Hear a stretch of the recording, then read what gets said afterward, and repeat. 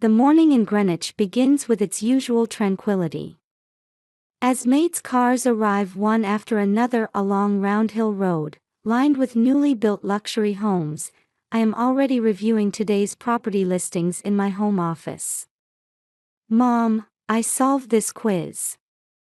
Noah proudly holds up his math workbook.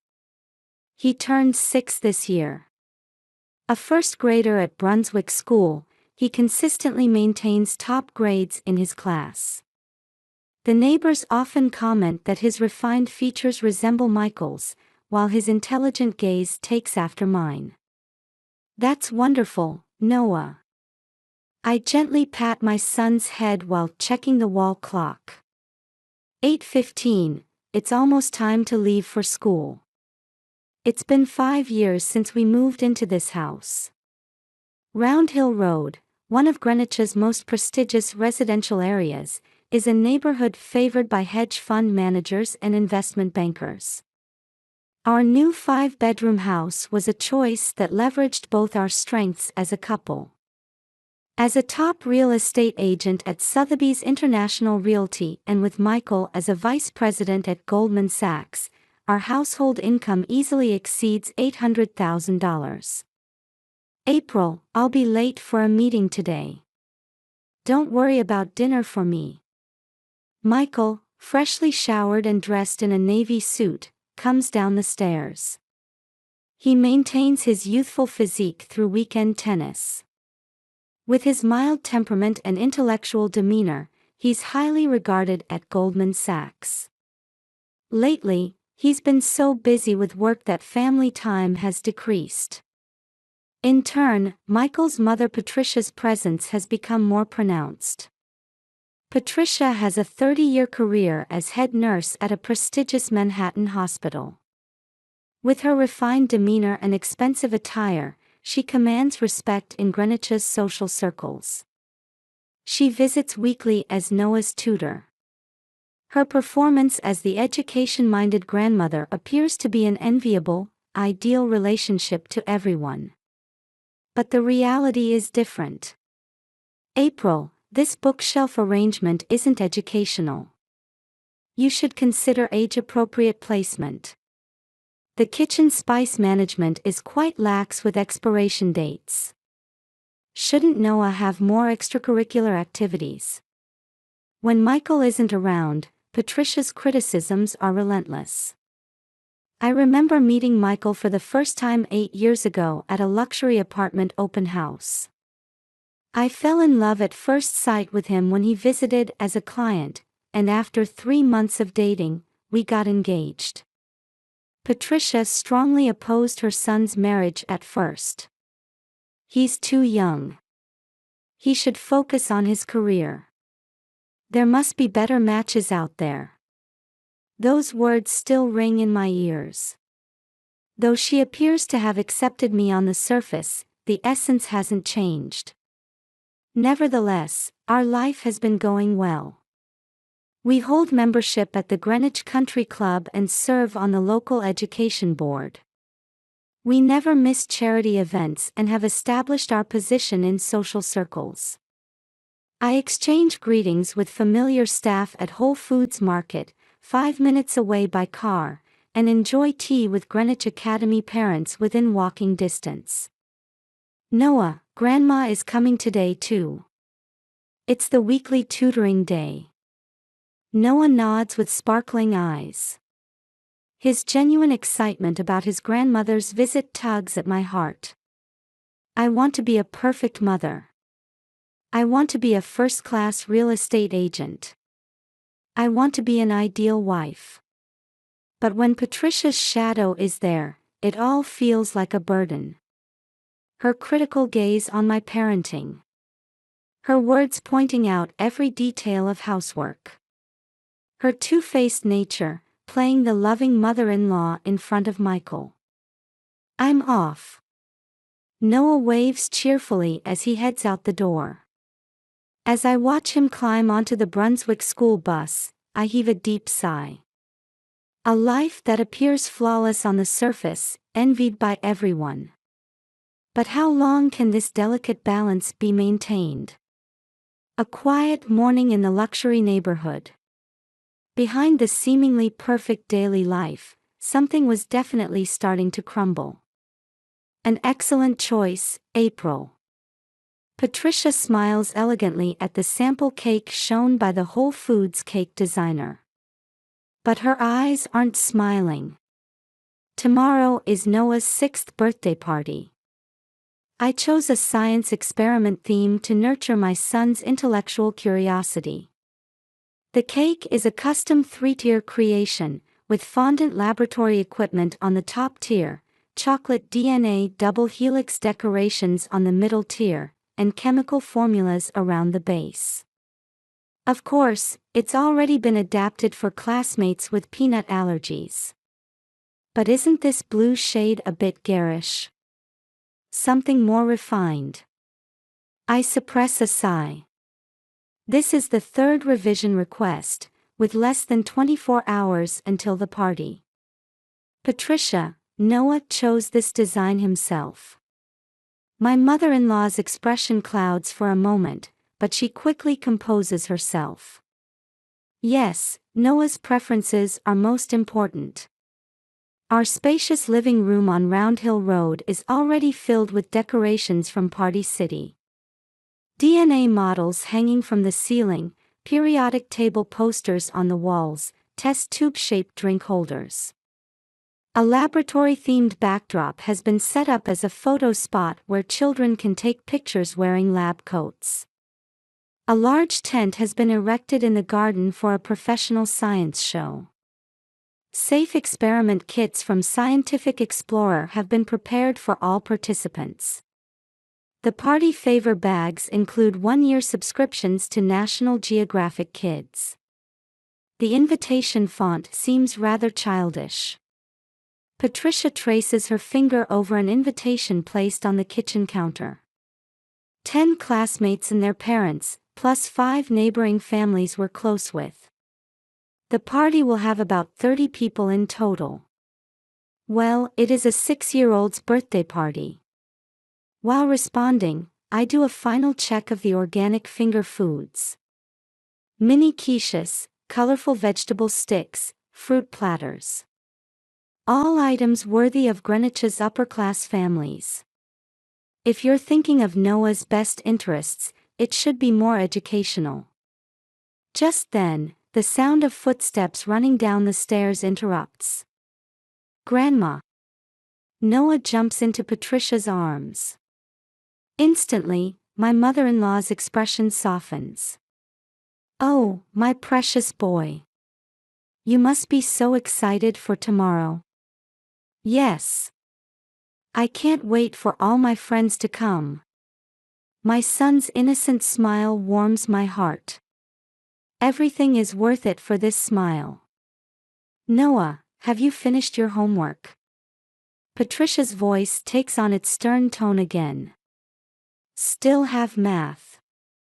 Well then, let's work on it together with Grandma. As I watch them disappear into the study, I return to the preparations. Michael will be late again tonight. Recently, it's become normal for him to leave early and return late. Sitting on the living room sofa, I review the checklist. Catering, decorations, activities, presents. Everything must be perfect. Reputation in Greenwich's social circles can be affected by even a children's party. April, the tablecloth color, this ivory is a bit. Patricia returns, elegantly swishing the hem of her favorite dress, with Noah holding his math workbook behind her. Mom, I'm so excited for tomorrow. My son's innocent voice moistens my heart. Yes, this is a 6-year-old's birthday party. Patricia's perfect grandmother act, her strict educational policies, social reputation, none of these are essential. But something feels unsettling. The muttering I heard from the study earlier won't leave my mind. At this rate, she'll ruin that child. Who was she talking about? Night falls. Patricia insisted on helping until the end and stayed. April, let's reconsider the present table arrangement. The clock has already passed 9 p.m. Even professional party planners would have gone home by now. But my mother-in-law's perfectionism doesn't stop. Patricia, we have an early start tomorrow. This is an important day for Noah. Are you planning to cut corners? I didn't have the energy left to argue with those words. The eyes of Greenwich Academy parents. Brunswick School's reputation. Are standing at the Greenwich Country Club. Everything weighs heavily on my shoulders. Mom, are you still up? A small voice comes from upstairs. Noah peeks down the stairs in his pajamas. Oh, dear boy. It's bedtime. Patricia hurries to Noah. Her panic is quite unlike her usual dignified manner. Grandma, can I wear the scientist's coat at tomorrow's party? Yes, of course. But now. I'm so excited. I'll teach my friends all about the experiments. My son's eyes are shining. Pure curiosity about science. Excitement about sharing knowledge with friends. Yes, this is what a 6-year-old's birthday party should be about. Eventually, Noah was led back upstairs by Patricia. I remain alone in the living room. The experiment kits prepared for tomorrow cast shadows in the moonlight. Scientific explorer's glowing experiment set. The safety is perfect. Yet somehow, anxiety lingers. My phone vibrates. A message from Michael. Working late again. Mom's helping with party prep, right? I didn't feel the need to respond. My husband is satisfied as long as surface peace is maintained. After a while, Patricia comes back downstairs. Noah's asleep. He really is such a bright child. There's a kind of possessiveness in her tone. As if Noah were her child, not mine. Yes, he is. Tomorrow will be a wonderful party. I guarantee it. Those words somehow sound ominous. Late at night, after finishing all preparations and returning to the bedroom, I review tomorrow's schedule once more. Start at 3 p.m. Science show at 4 p.m. Cake cutting at 5 p.m. Despite the perfect preparations, my chest feels tight. Something will change at this party. That premonition just won't go away. The next morning was unusually crisp. Sunlight filtered through the trees along Round Hill Road, making last night's anxiety seem like an illusion. 6 a.m. I was already awake before the alarm clock rang. Noah's 6th birthday. The start of a special day. April, starting preparations already. Michael looks up at me with sleepy eyes. He had worked until late last night again. Yes, the party starts at 3 p.m. Mom said she'd help, right? I feel a moment of hesitation at those words. But today, there's no time to dwell on such feelings. When I go down to the kitchen, Patricia is already there. Perfect makeup and an elegant two-piece outfit. Acting like the lady of the house. Good morning, April. Have you reconfirmed the catering company's arrival time? She starts checking the list without even exchanging greetings. Patricia, it's only 6:30. Perfect preparation takes time. Just then, small footsteps are heard from upstairs. Mom. It's my birthday today. Noah comes running down the stairs, dressed in new clothes. In his navy blazer, white shirt, and chino pants, he looks like a little gentleman. The coordination, quite similar to Brunswick School's uniform, must be Patricia's taste. Happy birthday, darling. Patricia is the first to embrace Noah. Her gesture hints at something possessive. I've prepared a special breakfast. What my mother-in-law brings out is Whole Foods special organic pancakes. The number 6 is drawn with blueberries and maple syrup. Wow, amazing! My son's eyes sparkle. His pure joy softens my heart a little. After breakfast, preparations begin in earnest. Party City staff start final decoration checks. Whole Foods delivers the cake and refreshments. Scientific Explorer experiment kits are checked one by one. April, those experiment kit placements could be more educational.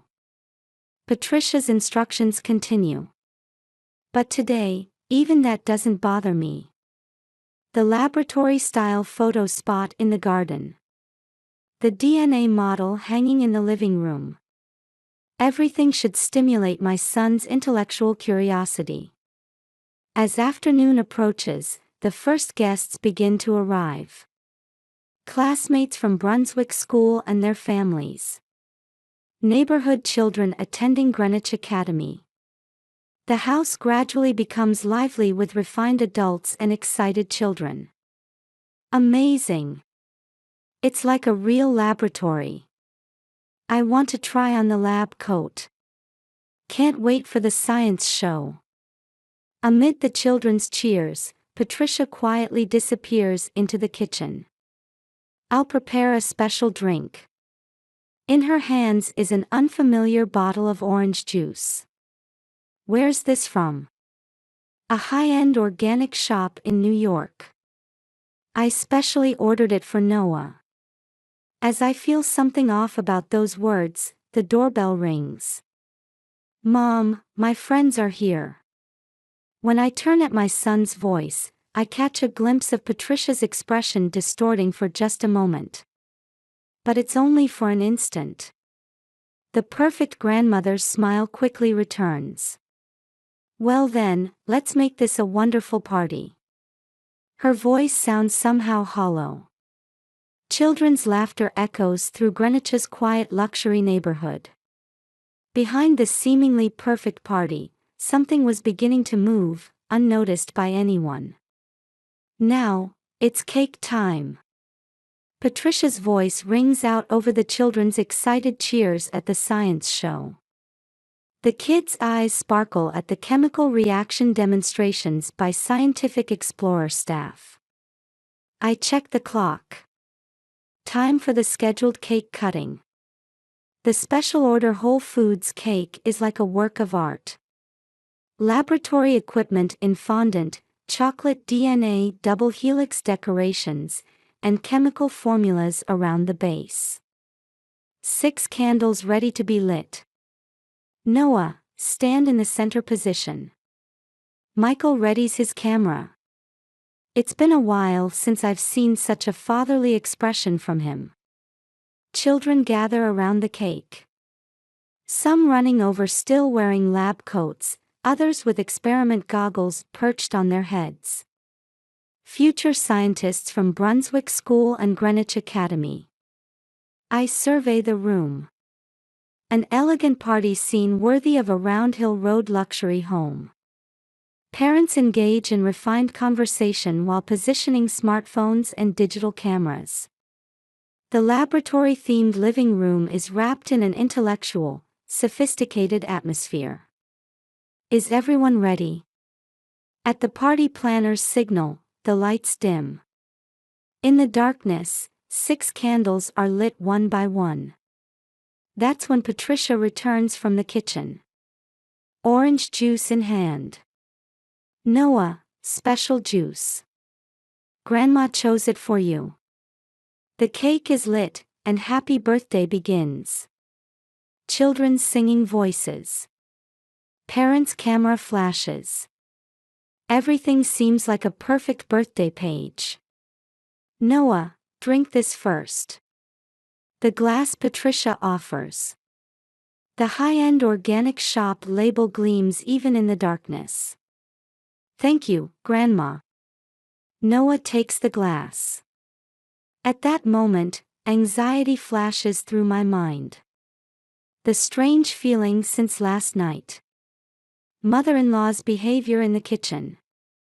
And that muttering. As the singing reaches its peak, Noah takes a sip of juice. Mom. Suddenly, my son looks at me. And winks. My heart nearly stops. Noah has never winked at me before. Noah. The next moment, my son's body slowly tips forward. The 6-candle flames flicker with his movement. A small body in a lab coat collapses in front of the special Whole Foods cake. Noah. My scream cuts through the darkness. Someone call an ambulance. Michael's voice. Children's screams. Parents' agitated voices. Party planners' instructions. Everything swirls into chaos. Amidst it all, only one person stands quietly. Patricia. Her expression shows neither surprise nor agitation. As if everything is going according to plan. In a space surrounded by model laboratory equipment, the 6-year-old's birthday party careens in a direction no one expected. Holding my collapsed son, I desperately try to understand the meaning of that wink. Did he know something? Or was this part of his grandmother's perfect plan too? Sirens approach. The sound of emergency vehicles rings discordantly through Round Hill Road's quiet residential area. April, I'll accompany him. Patricia's voice comes through the chaos. Her voice carries its usual authority and something triumphant. I'm a former nurse, I'll handle talking to the doctors. Michael places his hand on my shoulder. Mother's right. You take care of things here. There's no time to argue. In the living room, panicked children cry while parents anxiously hold their phones. But I should. April, leave this to me. Paramedics place Noah on a stretcher. The small body leaves my arms. The orange juice glass falls from my unconscious son's hand. That glass, as evidence. I cry out instinctively. The paramedic silently nods, storing the glass in a preservation bag. Patricia's expression tightens for just a moment. Hurry to the hospital. Michael and Patricia climb into the ambulance. I stand frozen, listening to the sirens fade away. Brunswick school parents approach with worried expressions. I'm so sorry. The party. Of course. We pray for your child's well-being. Invited guests begin preparing to leave. Children, still wearing expressions of excitement and fear, start removing their lab coats at their parents' urging. Shall I keep this? The Greenwich Academy PTA president points to the orange juice bottle on the table. Yes, please. Party City staff begin cleaning up, and scientific explorer experiment kits are packed back into boxes. The luxurious decorations, DNA model, and laboratory backdrop all seem empty now. My phone rings. It's Michael. We've arrived at Greenwich Hospital. Mother is talking with the doctor. Noah's still unconscious. Just then, another call comes in. Hello, this is Greenwich Hospital Emergency Department. Mrs. Wilson. Yes. Your son has regained consciousness. And he's made an important statement. My heart races. Noah managed to spit out the juice he held in his mouth. He said, "Please test this juice." So that wink. We're conducting emergency tests now. And. The doctor pauses, choosing his words carefully. We've detected sleeping medication components. We'll need to report this to Child Protective Services. At that moment, all the pieces fit together. Patricia's muttering last night. Her unnatural movements in the kitchen. The high-end organic shop label.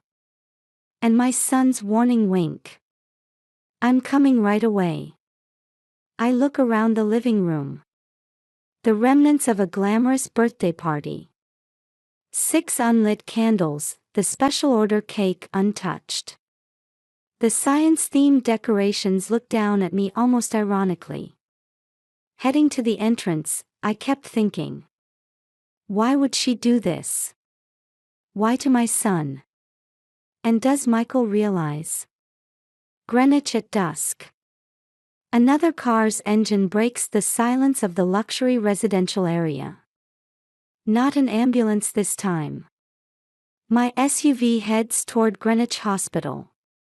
In the rearview mirror, the silhouette of our house. Beneath the perfectly maintained surface, something had definitely broken beyond repair. Detective footsteps echo through Greenwich Hospital's corridor. The police, responding to Child Protective Services report, showed surprisingly quick action. Mrs. Wilson, may we speak with you? A detective quietly approaches. Behind him, Patricia talks with the doctor. Her attempt to maintain dignity as a former head nurse now seems painful to watch. Actually, we've received important testimony from your son. In the examination room, Noah sits curled up small on the bed. Michael, unable to end his phone call, continues his conversation with clients in the hallway. Noah, can you tell us one more time? At the gentle female detective's voice, my son gives a small nod. Last night, I heard Grandma talking on the phone. Noah's voice trembles. She said, "Tomorrow, I'll get rid of that child." Who was she talking to? I don't know. But it was a scary voice. A voice I'd never heard before. Just then, there's a commotion in the hallway. This is an illegal search. Patricia's angry shout. Another detective returns, reporting in a low voice. We found large quantities of sleeping medication at the suspect's home. Multiple bottles of high-end organic juice too, with replaced labels. My head spins at this unbelievable development. Mrs. Wilson, we have sufficient evidence. Now we just need to establish the motive. At that moment, Patricia suddenly bursts into the examination room. Her expression is no longer that of the perfect grandmother. I did it all. A quiet confession. But her voice shows no regret. That child stole my precious son. April, you understand nothing. Patricia's eyes take on a maniacal gleam. Michael is my son. My treasure, raised in a perfect home. Yet you took everything from him. His career, his time, and now Noah too. Noah should be raised by me. I can't leave him to a half-baked mother like you. At that moment, we hear Michael drop his phone. From the hallway, his son's unbelieving expression. Mother, what have you? Yes, you didn't notice either. How perfect a mother I was.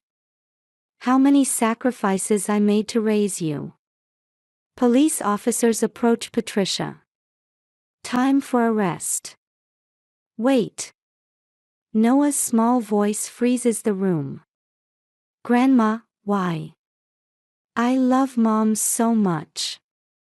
At those words, Patricia's expression crumbles for the first time. I was going to be the perfect grandmother. But that child. In Greenwich Hospital's luxurious examination room. Even this place now feels wrapped in a bizarre atmosphere. Patricia just kept staring at us with a contemptuous gaze. That look seemed like the final resistance of a woman forever trapped in the illusion of being the perfect mother. Michael remained speechless, leaning against the wall. His world's image of the perfect mother crumbling before his eyes with an almost audible sound. Noah held my hand tightly. "Mom, I'm sorry. I should have told you yesterday." "No, you were very brave.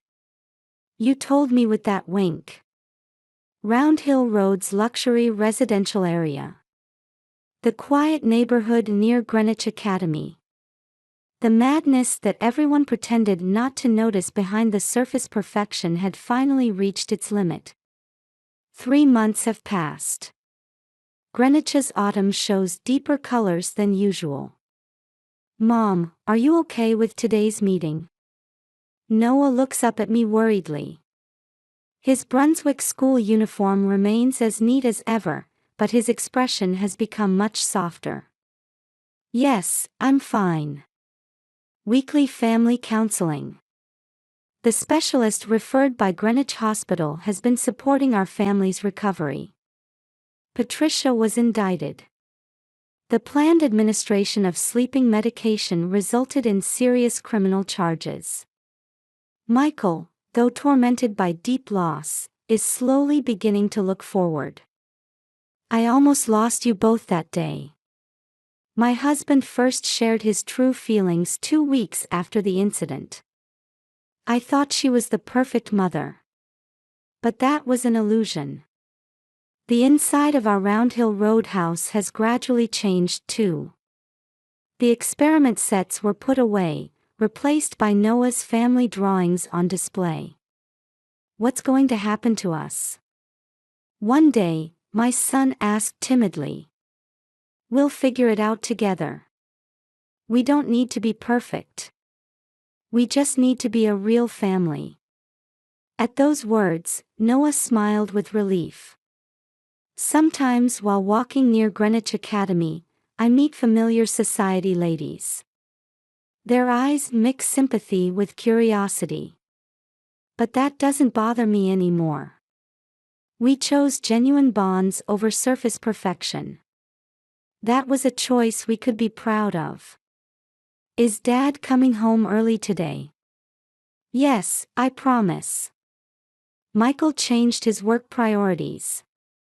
He came to value family time over his position at Goldman Sachs. Greenwich's luxury residential area. Within the unchanged streetscape, our family began weaving a new daily life. From a past pursuing perfection to a future with imperfect but genuine love. Perhaps this is one journey that many families experience. Patricia is serving her sentence in a Manhattan correctional facility. According to the lawyer, even considering her background as a former head nurse and her age, a minimum 5-year sentence is unavoidable. Sometimes letters arrive from the facility for Michael. Still trapped in her image of the perfect mother, she apparently continues trying to justify her actions. "Mom just loved the wrong way." Michael says this as he puts the arrived letters in his desk drawer. He doesn't write back. That's the most he can manage right now. In Greenwich, Patricia's incident is gradually becoming a thing of the past. But our family won't forget. The danger of pursuing perfection too much. And that true love isn't necessarily perfect. This experience will surely make us stronger. As a family that can accept each other, even with imperfections.